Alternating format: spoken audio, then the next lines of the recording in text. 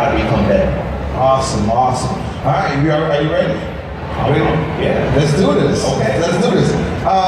Do millennial men still believe in marriage? That's something that really. Anybody out there, any millennial women? A few millennial women. Any single women? Look how many women are single in this. All right, how many women that are single? There's some of y'all saying you're single, but I wonder if the person would be with knows that you feel this. So here's my question. How many single women have had this question, not just about millennial men, but men in general? Do men still believe in marriage? Anybody still have that question? I believe that most men do. I think that what happens though is we live in a culture that sometimes celebrates the opposite. So as a man, if I go by the way of the culture, as a man, I buy into the myth that the more women, the better. The more sex, the better. It's just not true. And as a result, you find men resisting commitment instead of running to it. What I believe is that boys play and men commit. And so for us to be men, we don't really know who we are until we commit. So I think that men still believe in it, but I think it's important to reframe it so that they see power in commitment, not weakness in commitment. And I do believe that as a man, I've been married for 7 years. Here is my wife, making good. She sends her love to Chicago, all the women in Chicago. She's coming out with The Intruder, by the way, with Michael Ealy. Beginning of May, first weekend of May. Yeah. Y'all pray for me when you see the movie. You understand why I need your prayers, amen? But it's so important that before getting married, I was resisting commitment. And then once her and I got together, it was almost like God just kept telling me, do not fear. Commit. And as I have committed and learned to commit, I've discovered who I am. I've discovered what I'm really about, what I was created to do. And so I believe that any man that wants to become who they're called to be, they have to embrace commitment, not run from it. That's great. Ladies, what do you think about that answer? That was awesome. I'm taking tips up here just so everybody knows. And you single? No, I'm not. But I'm a work in progress, Lord. I'm a work in progress. Okay. All right, so let's keep it going. Why does it seem hard for men to show emotion? I think that's something that as guys we all struggle with, especially it seems that, like you said, most things that I think come from guys, what keeps us from showing emotion is it's a sign of weakness. Why do you think that? Has anyone been with a man and it's been hard for that man to show emotion? Who am I talking to? Well, wave your hand so I can say, okay, all right. There's been a lot of people, okay. So here's why I believe it's hard for us as men to show emotion. Because society has a box that says this is what a real man looks like. A real man's supposed to be strong. A real man's supposed to have the answers. A real man is supposed to make money. A real man is supposed to dominate. A real man is supposed to like sports. A real man is supposed to have multiple women. A real man is supposed to have, as much sex as they can have. When a man does not fit that box, growing up, we are met with violence. Stop crying. What's wrong with you? Why are you being a wimp? Why are you acting like that? You only have one woman. So as a man, we learn to suppress because we try to survive by fitting the box. And what happens is when we get in a relationship with someone we actually care about, we practice suppression. Amen, I hear you, amen. Amen, we're going to turn this expo into Expo Baptist, all right? We're going to go there. Let's just take them to church, okay? And so what happens is as a man, when we practice suppression, when we're with somebody that we really care about, it becomes hard to communicate because we have a history of not communicating. So what's required is two things. One, for us as men to not use that as an excuse, we have to learn and force ourselves to communicate the very things that are hard. And for the woman in our life in that dynamic, it requires some understanding. Because what I have found is if a man is vulnerable with the woman that he cares about and she makes him feel less than, it may be the last time he chooses to be honest. So this idea of vulnerability in communication is important, and it's important for us as men to take leadership in that area, even if it's difficult for us. Well said. Great. All right, let's move on. Next question. Natural, wig, or weave, and why it matters to men. What? That's the question I got.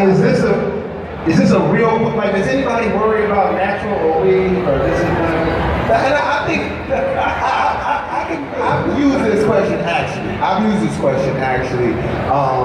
On my radio show in a sense, and maybe I can change that for whoever wrote it. It's.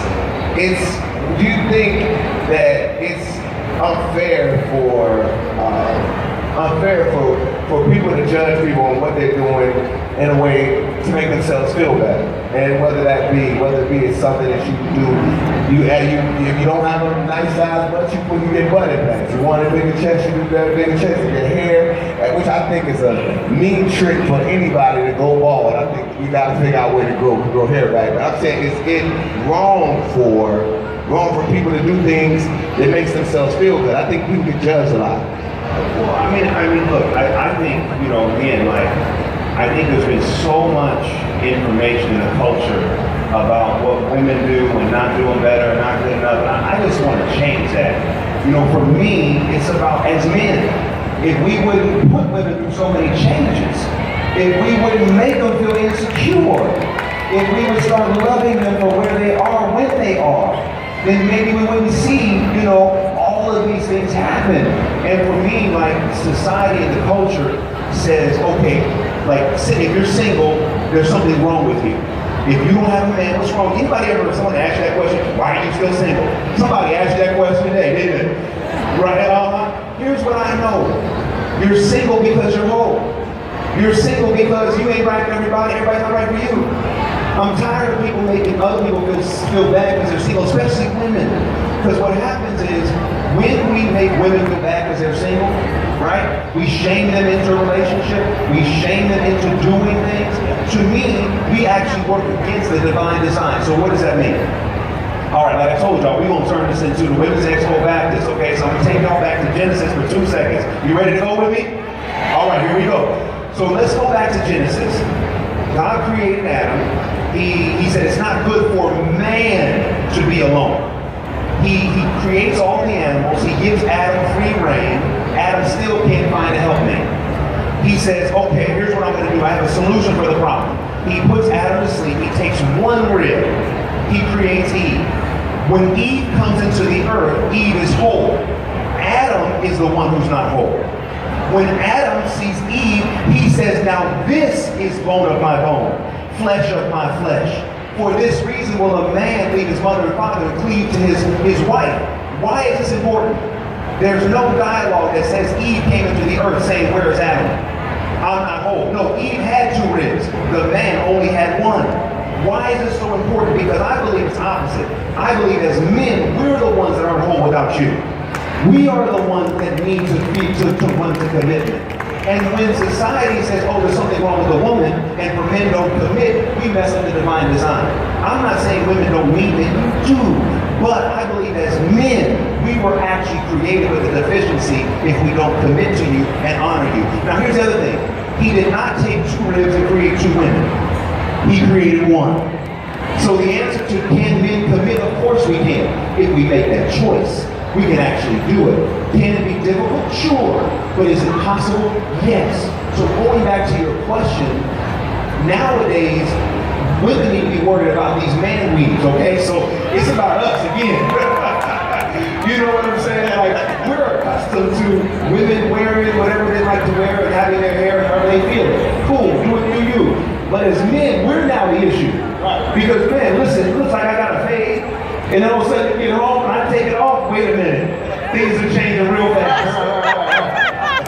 I thought about getting one of those, but I'm gonna stick with it. No, Tony, you look good. You look good. Oh, man. I'm gonna stay with this. And just kind of piggybacking on what you just said. So why do you think men find excuses to cheat?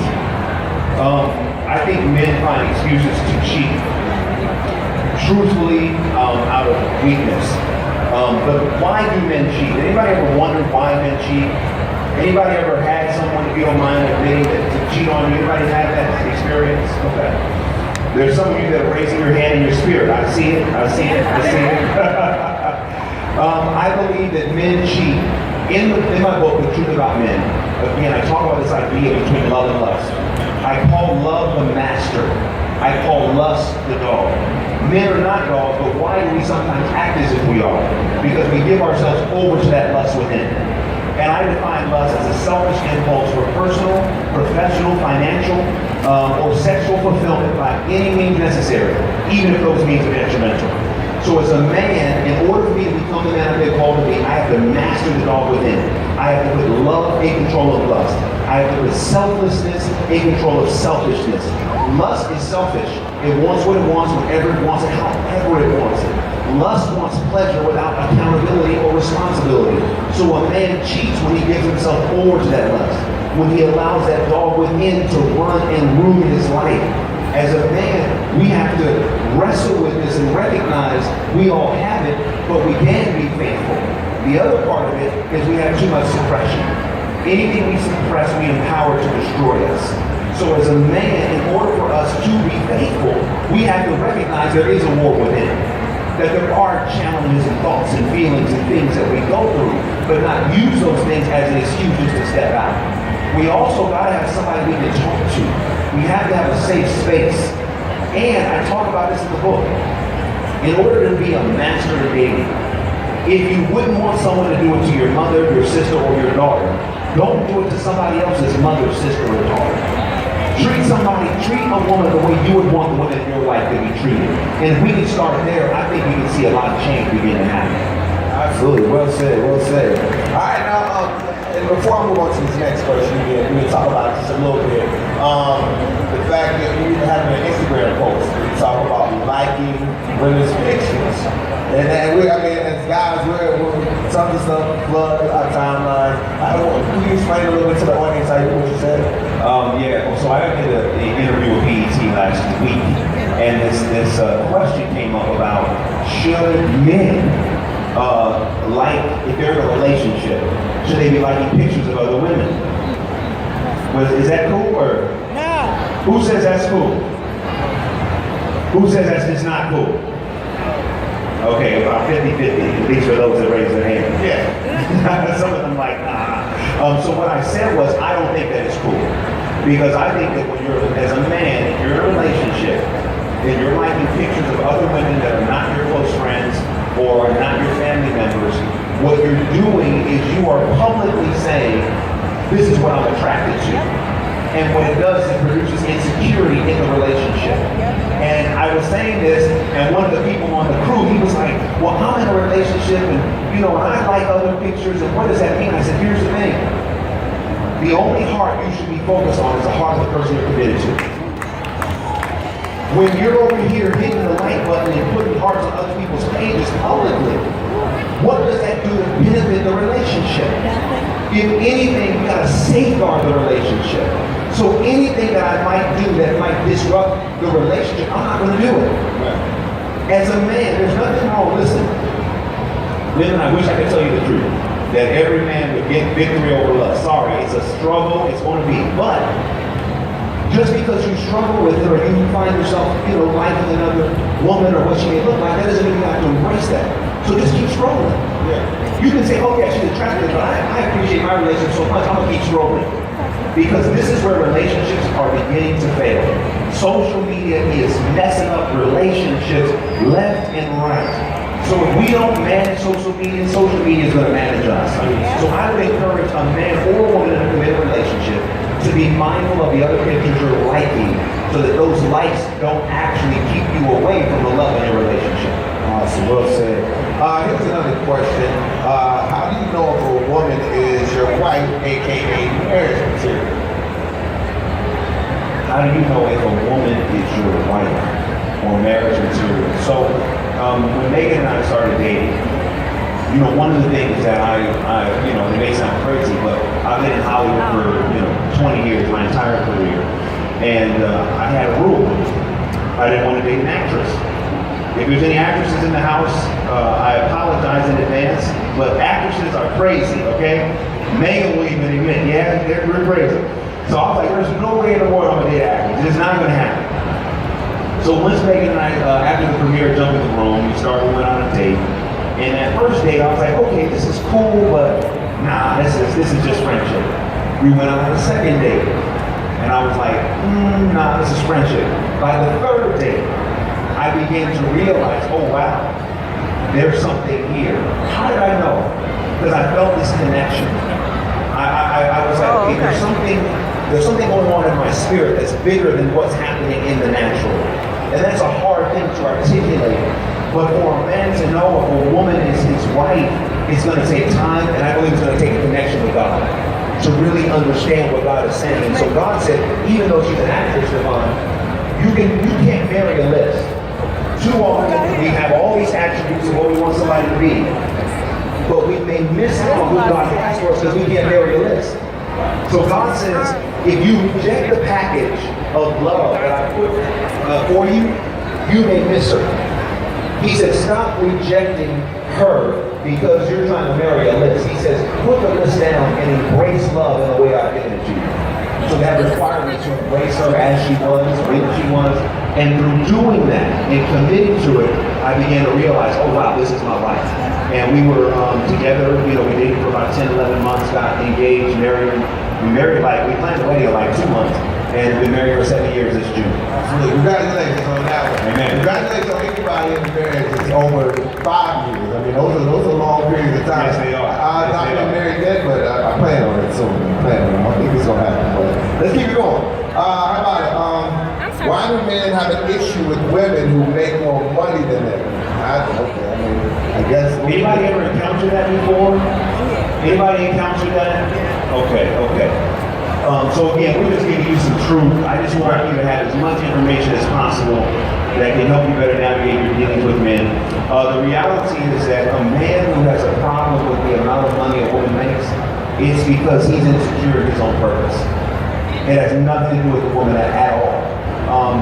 Megan and I, when we first started dating, when we were married, she made way more money than me. I said, thank you, Lord, hallelujah, amen. Two become one. Two bank accounts become one bank account. Thank you, Jesus, amen. Somebody, I said, hey, it didn't bother me at all. It's all good. I just did a major upgrade. Come on, somebody. It didn't bother me. I was cool. Right. I think also because I was secure in what I was doing. Right. I was secure in who I was.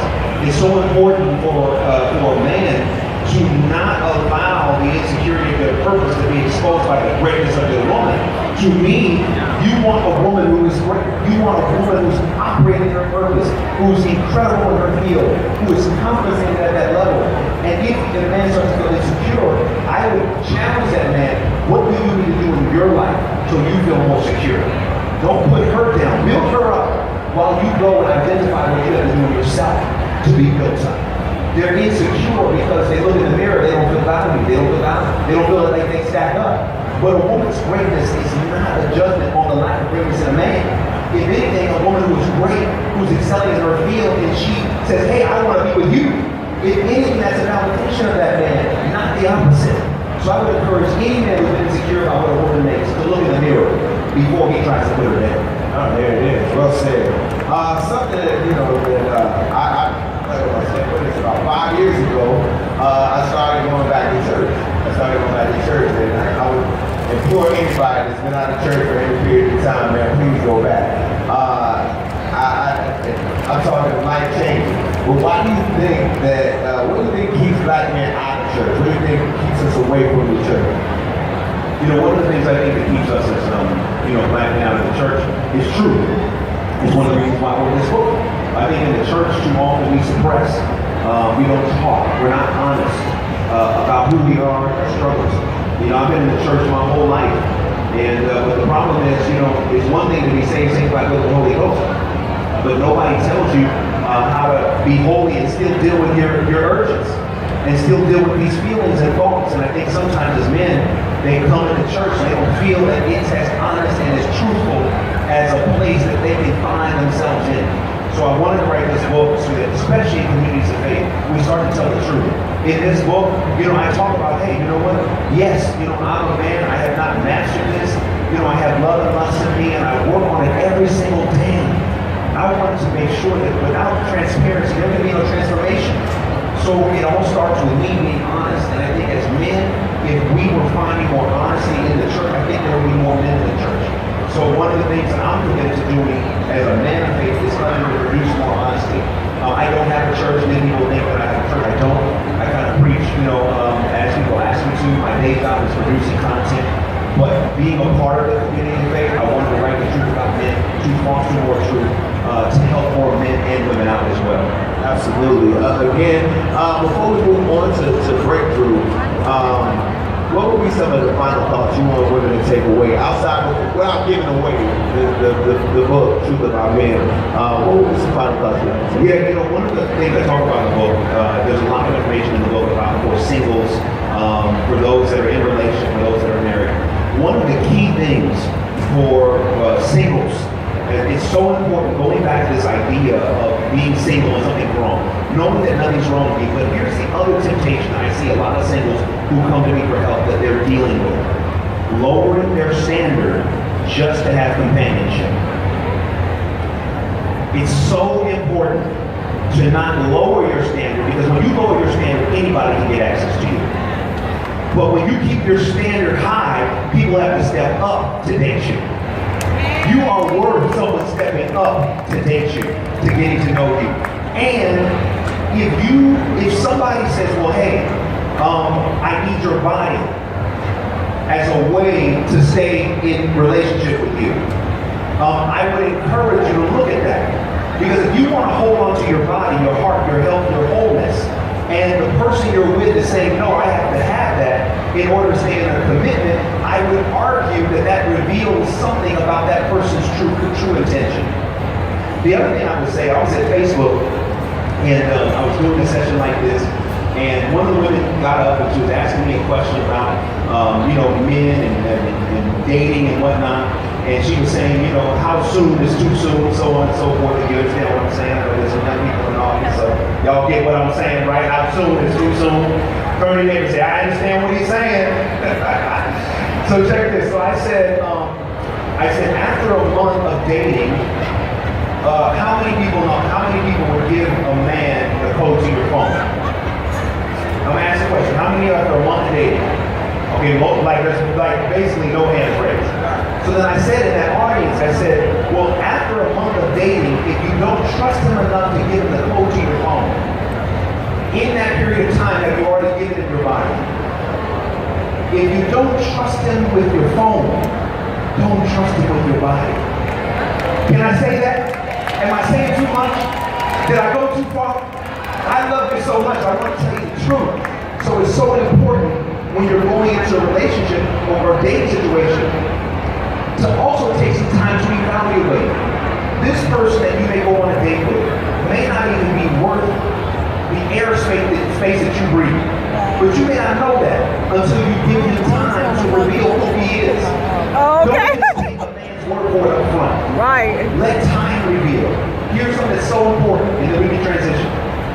You gotta stay out of the gray area. Do me a favor, turn to your neighbor and say, stay out of the gray. Stay out of the gray area. Turn to your other neighbor and say, get out of the gray. What is a gray area? A gray area for women is when you're dating a man. You may see him all the time, you may talk to him all the time, you may text, you may go to church, he may take you out, but you never ask the question, are we committed? Are we exclusive? Are we together? Let me tell you, a man knows what he has said and what he has not. There you go. I argue that if a man has not told you he's committed, I guarantee you in his mind, he's not. So it's so important to get out of the gray. How do you get out of the gray? You gotta ask clear, direct questions and wait for clear, direct answers. Now, a lot of times women come to me and they say, no, but what if he leaves? Oh my goodness. If he leaves because you want to know the truth, why don't you throw him a party? Thank God that he is leaving, because if he was going to leave now, he's definitely leaving later. Don't be afraid to seek truth. Don't be afraid to find out what's going on. Ask the question, are we exclusive? Are you seeing anybody else? Is there anyone else that you're dealing with? These are not multiple choice questions. It's a yes or no. So you gotta wait for clear answers. And if you don't understand what he's saying, ask it again. The gray area is an area where you are liable to get hurt. This is why you gotta bring what's in the dark into the light. So important. The last thing I'm gonna say to the men out here that are listening, if you are dating a woman that you really have no good intention for, let her go. If you're not serious, let her go. Let her go. We gotta stop playing When I was dating, listen, just because I was in church when I wasn't a great dater at all times, there was a vision that completely changed my life.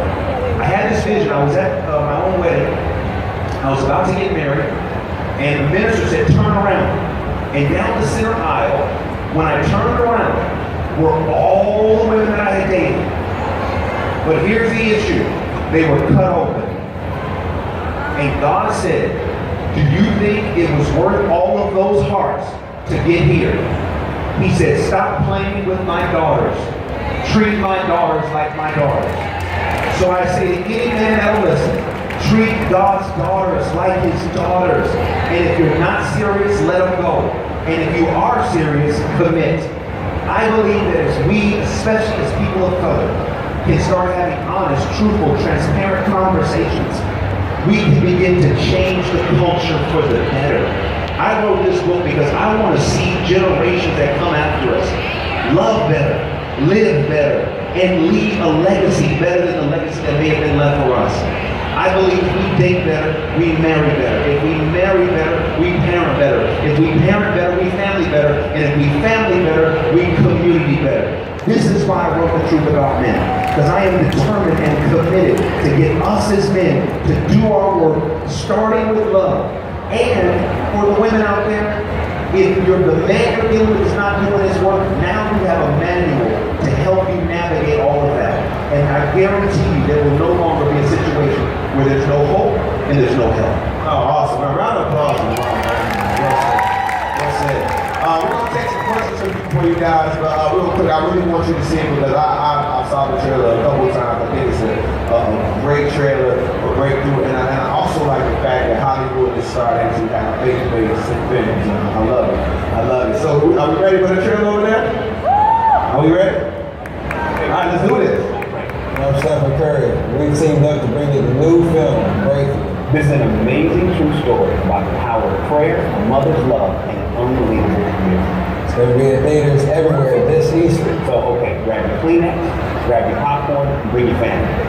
especially the theaters. You go with me. See you there. Rise and shine. Breakfast is ready in 10 minutes. And don't make me come back up there. This is our town. It's a close-knit community. The kind of place where everyone knows everyone. I miss Dad. Hey, how are you girls? And we're always there for each other. Nice sermon, Pastor. What do you guys have on for the rest of the day? Well, long as a basketball game. Yeah, I see this guy hooping up around here. This kid is so lit. Text your mom tomorrow, tell her when and where to pick you up. Don't do anything stupid. Love you guys.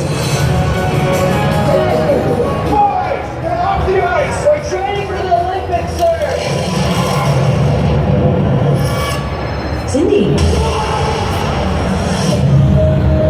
He's been underwater for more than 15 minutes. It's gonna be recovery and rescue. We got it! We've done everything medically possible. There's nothing more we can do. Please, God. Send your Holy Spirit to save my son.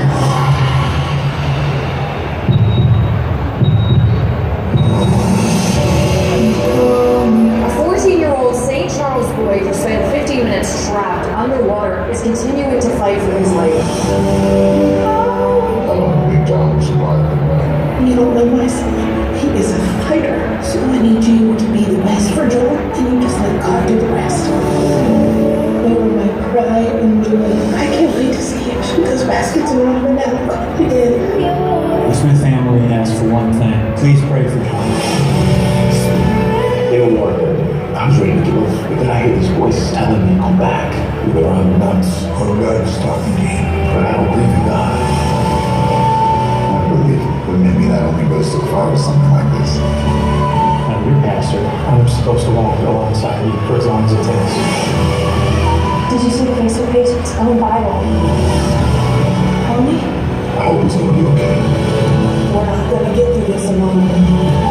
Whatever you have for me, for Brian, for Tom, I surrender.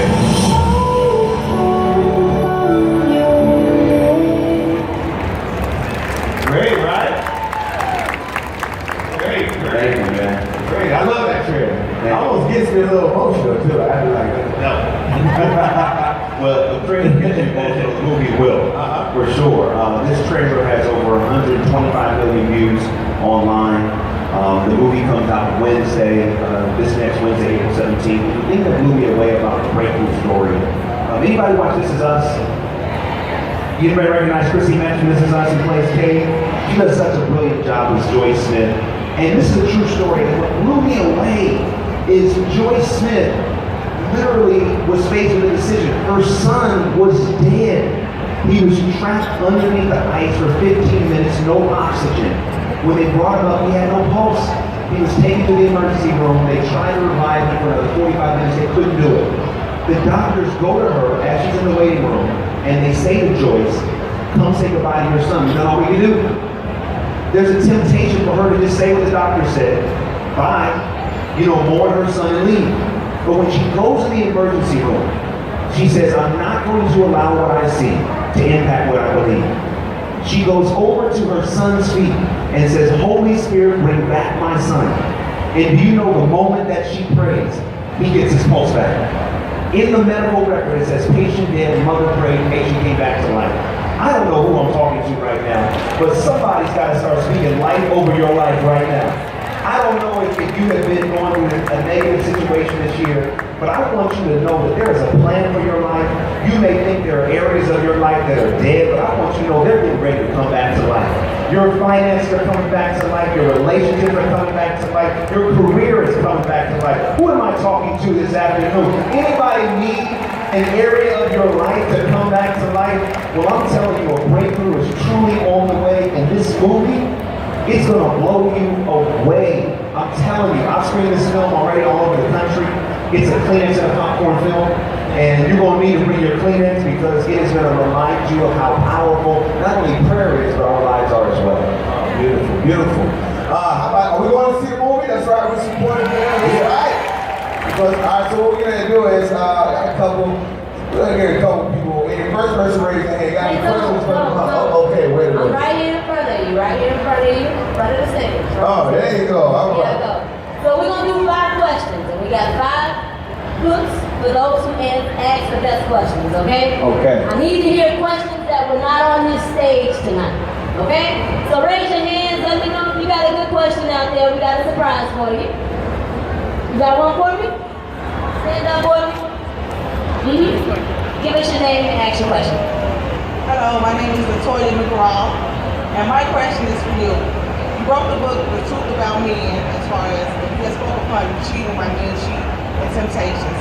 So my question to you is, as someone who's always in the limelight and who's famous, and I'm sure you have a lot of female admirers, how do you resist temptation? Great, awesome question, and I cover a lot of this in the book.